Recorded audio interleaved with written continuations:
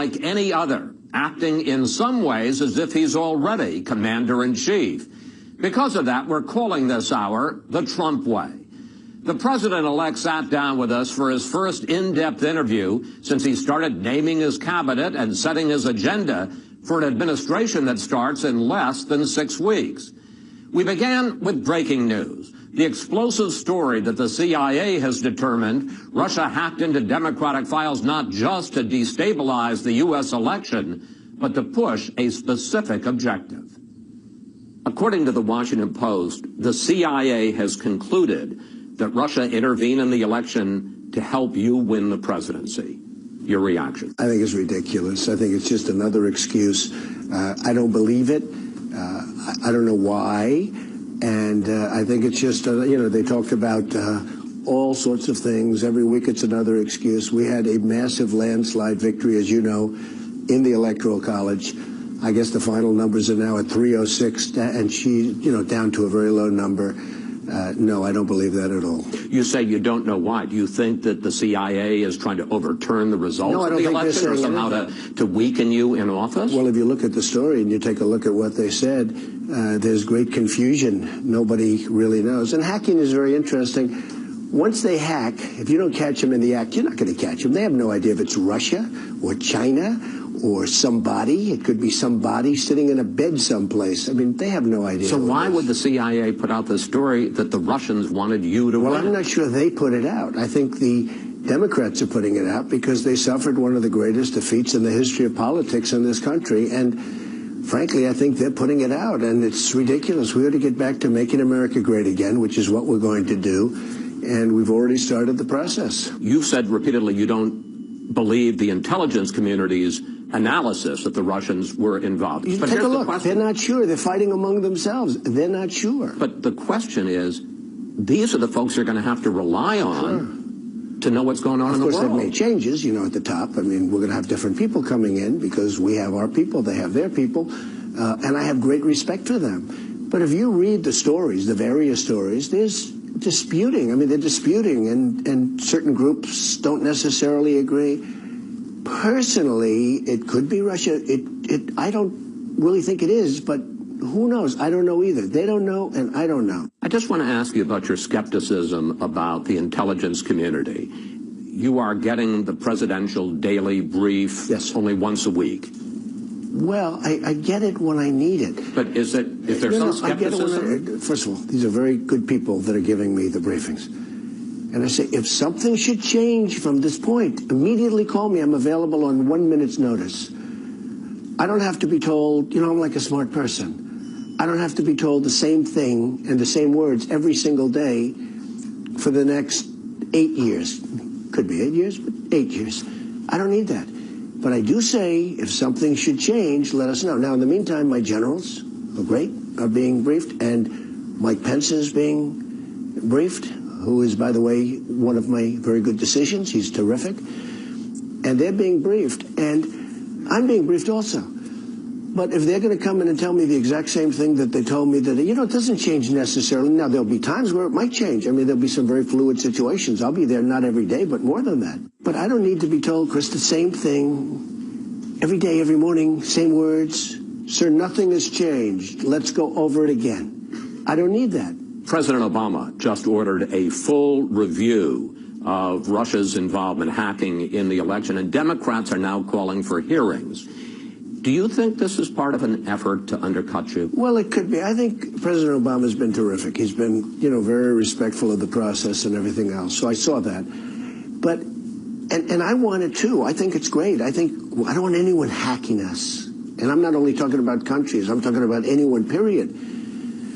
But if you're going to do that, I think you should not just say Russia. You should say other countries also, and maybe other individuals. It's not necessarily. But do you think this is a political effort here? It could be. I mean, it could be. Hey, look, we had, many people are saying, one of the great victories of all time. They're very embarrassed. We'll have much more of our exclusive interview with Mr. Trump a little later. Who will he choose for Secretary of State? And will he really cut all ties to the Trump businesses? But first, we also went on a road trip with the president-elect to the Army-Navy game. a rivalry dating back to 1890. And along the way, we learned a lot about the style of our new commander-in-chief. We pulled out of Trump Tower in a full-scale presidential motorcade. Streets in Midtown Manhattan were blocked off, and the crowds watching signaled how they felt about the president-elect. At LaGuardia, we drove right up to Trump Force One. It was the first time we could find a president-elect was going to an Army-Navy game. Mr. Trump climbed on board the plane he says is a step up from Air Force One. Much of his team was there. Chief of Staff Reince Priebus and Senior Advisor Steve Bannon, National Security Advisor General Mike Flynn, and Rudy Giuliani, who just took himself out of the running for Secretary of State. Once we'd leveled off, I asked the president-elect about his new life. Army-Navy game. In a sense, is this your unofficial debut as Commander-in-Chief? No, it's just something I've wanted to see. It's beautiful. It's hopefully going to be a good game, but really just something I want to see. It's the armed forces the way I look at it, and I love and respect the armed forces. I mean, it's going to be, I think we're going to have a good time. You spent 5 years at the New York Military Academy, a boarding school, where you became the captain of cadets. What did you learn there about military discipline? Well, I learned that I respected it, and I respect people in the military, and I always have, at least since I've been there. And we had military people there. We had drill sergeants and colonels, and we actually had a general, and I always respected those people. And I learned that at a young age, they're terrific. There is a lot of curiosity about your lifestyle as president. Are you going to live in the White House? Are you going to spend most of your time at Trump Tower? Yeah, no, I'm going to live in the White House with my family. Barron's going to finish up school because he's got just a couple of months to go, so it's a little hard to take him out of school. And Melania will be back and forth for that first couple of months. No, we'll be staying in the White House. You talk about the fact that Mrs. Trump is going to stay back in New York with Barron until he finishes school. Are you going to be lonely rattling around in the White House by yourself for a few months? No, I'll be working. It's a very special place, and it represents so much. And there's a lot to do. There's a lot to do, more than I even thought. It's so many things we can do to make America great again. I mean, that's what it's all about. And I'll be working. I won't be lonely at all. Are your daughter Ivanka and her husband Jared Kushner, are they moving to Washington? Well, we're working that out right now. They're both very talented people.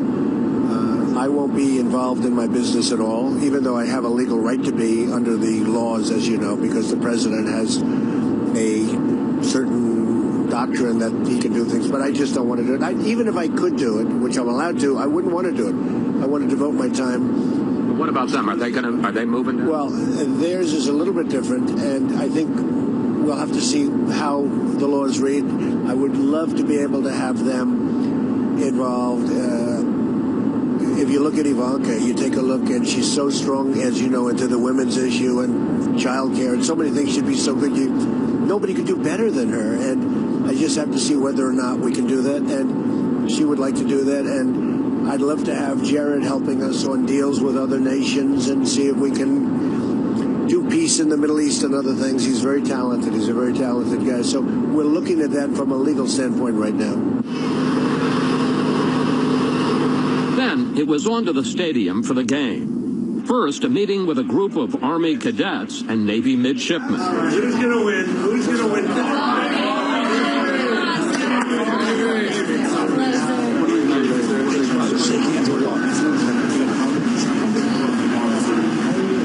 Yes, huh? You know, they have a couple of interviews. We'll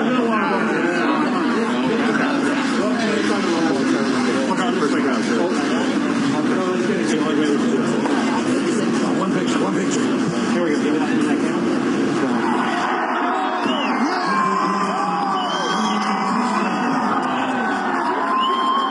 And when he appeared in public to greet the crowd from a balcony, he received a big ovation.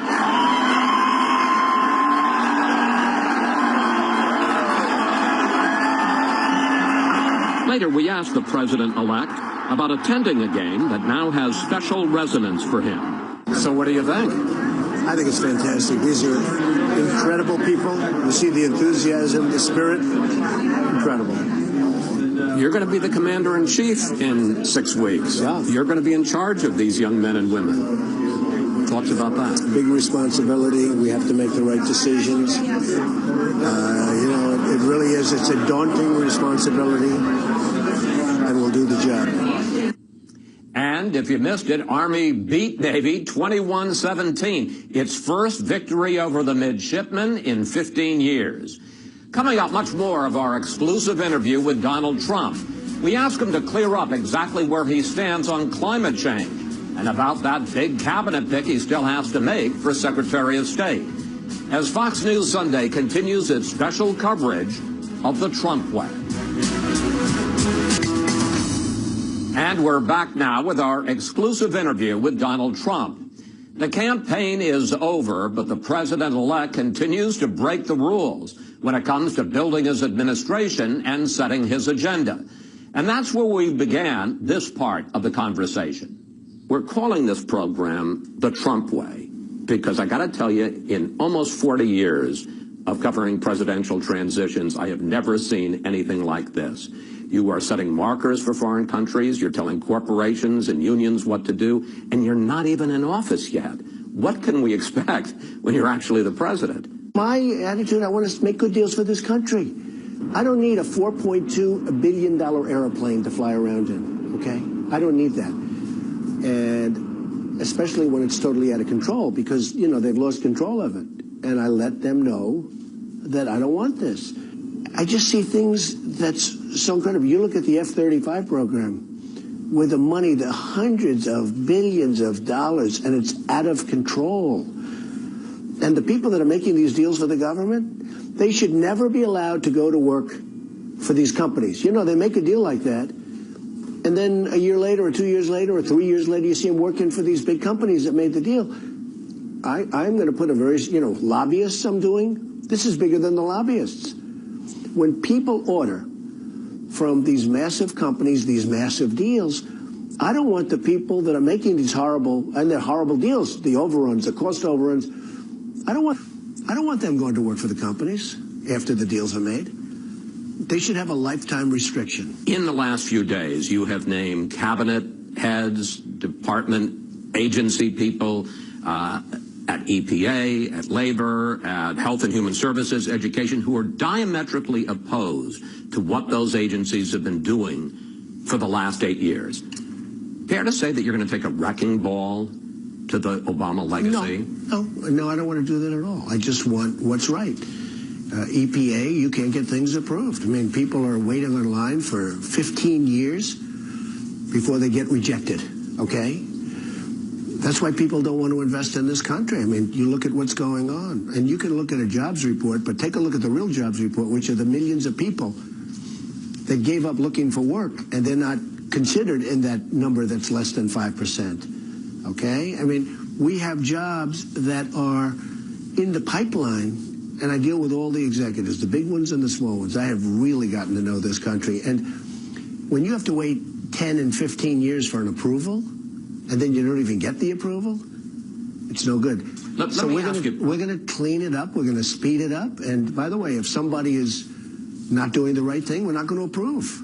Let's talk about the environment, because in the last week you met with Al Gore and you met with Leo DiCaprio, famous environmentalist. And they were good meetings. And on the other hand, you appointed Oklahoma Attorney General Scott Pruitt to be the head of EPA. Speed up the process. He's been suing EPA. Sure. At one point in the campaign, you said it's a hoax. Yeah, I think it's a big scam for a lot of people to make a lot of money. In the meantime, China is eating our lunch because they don't partake in all of the rules and regulations that we do. On the other hand, you told the New York Times that you're open-minded about it. I am open-minded. So where are you on the environment? I'm still open-minded. Nobody really knows. Look, I'm somebody that gets it. And nobody really knows. It's not something that's so hard and fast. I do know this. Other countries are eating our lunch. If you look at what China's doing, if you look at what I could name country after country. You look at what's happening in Mexico, where our plants are being built, and they don't wait 10 years to get an approval to build a plant. okay? They build it like the following day or the following week. We can't let all of these permits that take forever to get stop our jobs.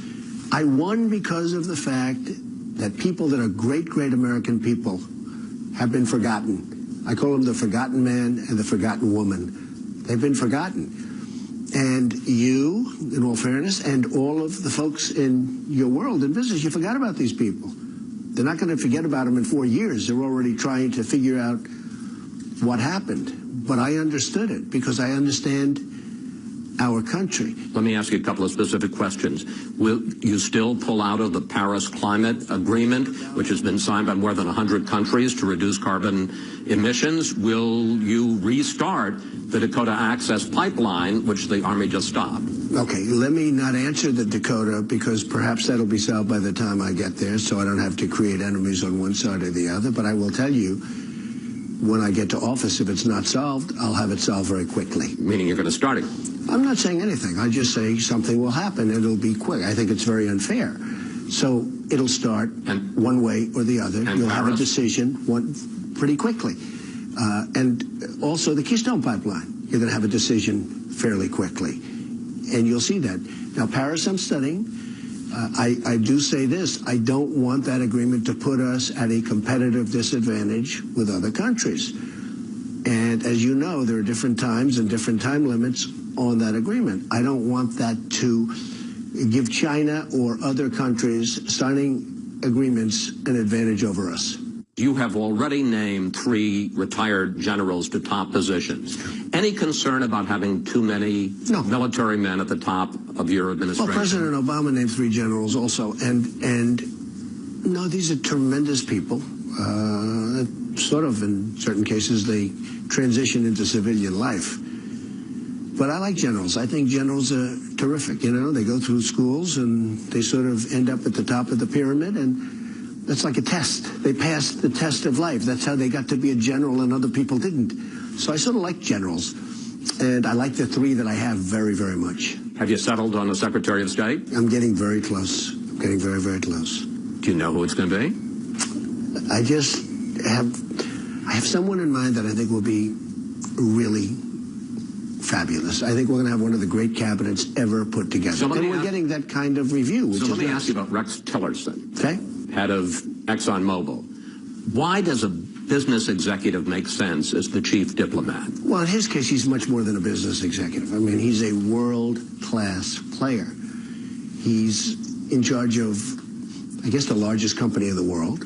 He's in charge of an oil company that's pretty much double the size of his next nearest competitor. It's been a company that's been unbelievably managed. And to me, a great advantage is he knows many of the players, and he knows them well. He does massive deals in Russia. He does massive deals for the company, not for himself, for the company. He's the Secretary of State. No, but I have tremendous respect for him. He's a world-class player. I'm trying to get you to say But I have others. I know you are.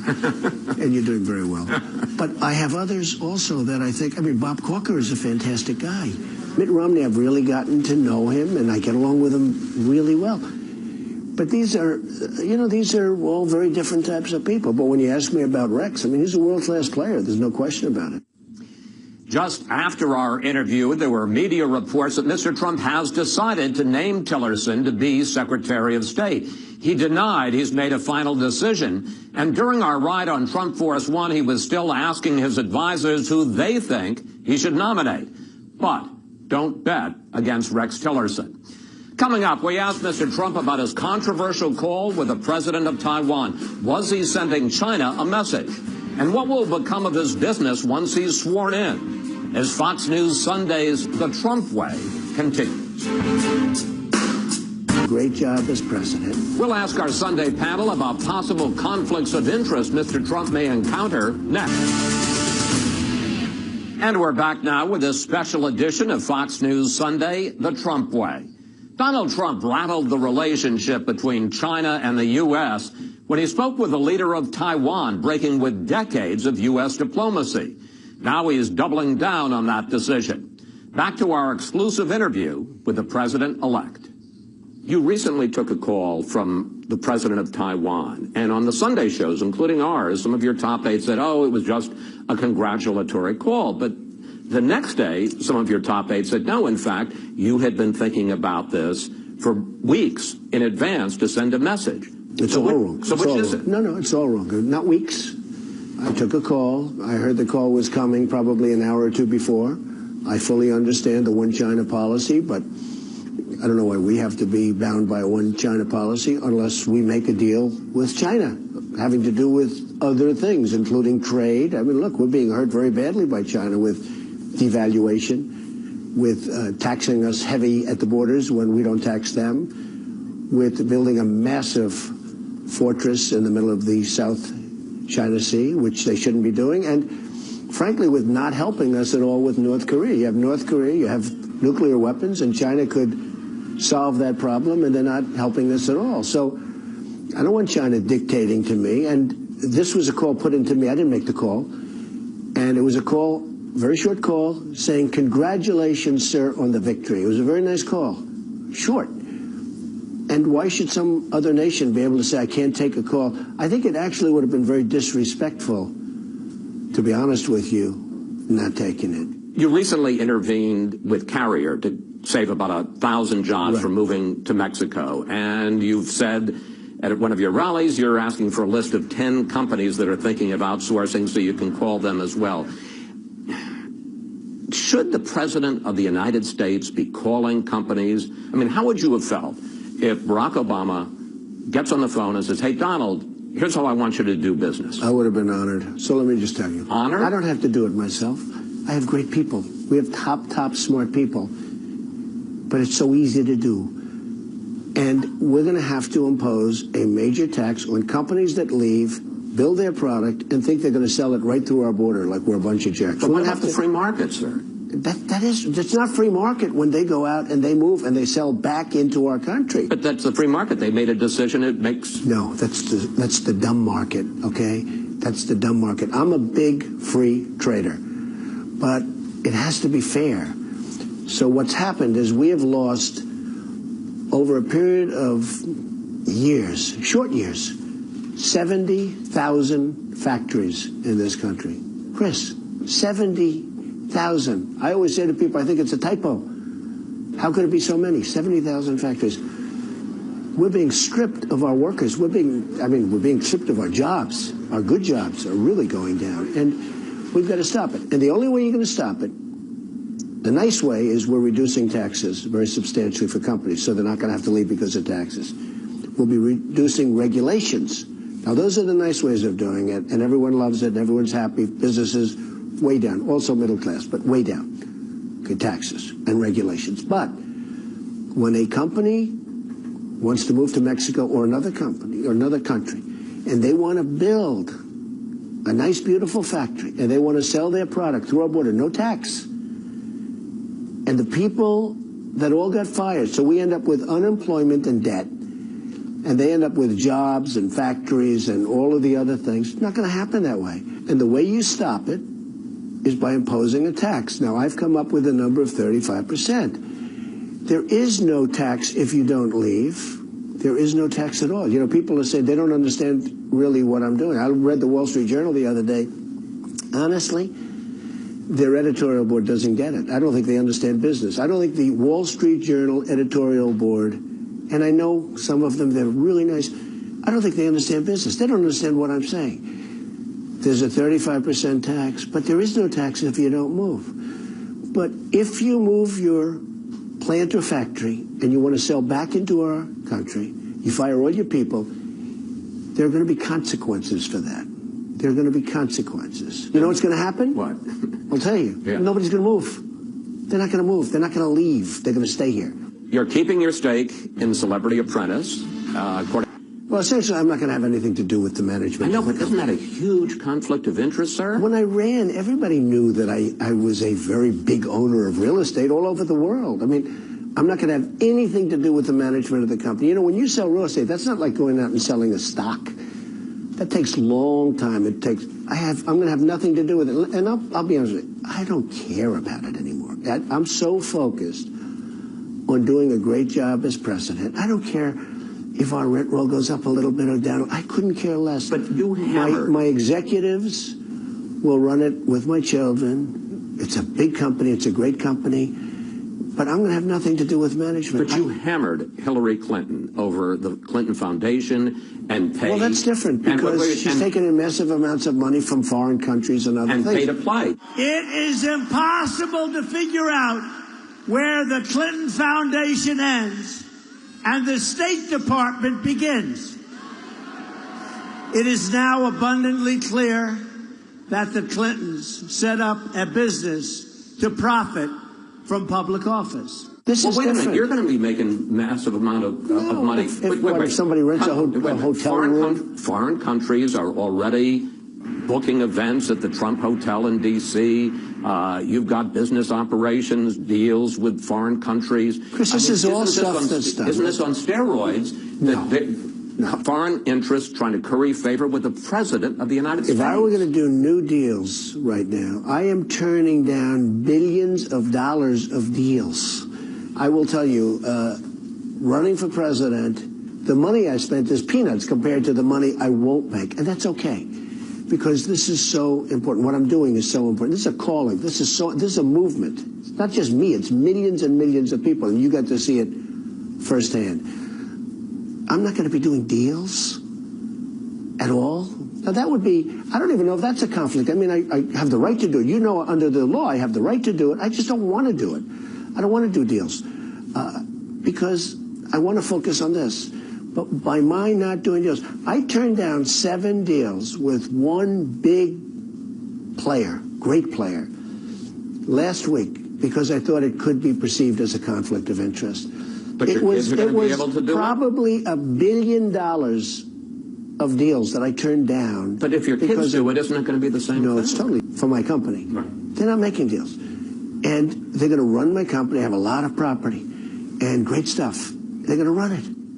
We're going to run it. Hopefully they're going to run it properly. I'm sure they're going to run it properly. But I'm not going to do deals. And I think, I think that's going to be good. How many times have you spoken to Barack Obama since you were in the Oval Office with him? What do you guys talk about? And has he persuaded you on any of his policies? So we disagree on things, but we haven't really discussed things that we disagree on. I've spoken to him another time. I'm going to be speaking to him today, actually. He has treated me really well. He's made us feel very welcome. But on the Iran nuclear deal, relations with Cuba? Well, I don't want to tell you what we discuss, but, and some of it I've agreed with him. A lot, people don't read about the stuff that you agree on. But there are things that we disagree on, and probably never going to be able to change that. But we do get along well. I'm surprised at how well we get along, and I think he might say the same thing, and I think you're seeing that from him. Mr. President-elect, thank you. Thank you for your time. Thank you very much. And joining me now to discuss the interview with the President-elect is our Sunday group. Syndicated columnist George Will, Charles Lane of the Washington Post, Jason Riley from the Wall Street Journal and the Manhattan Institute, and Julie Pace, who covers the White House and the transition.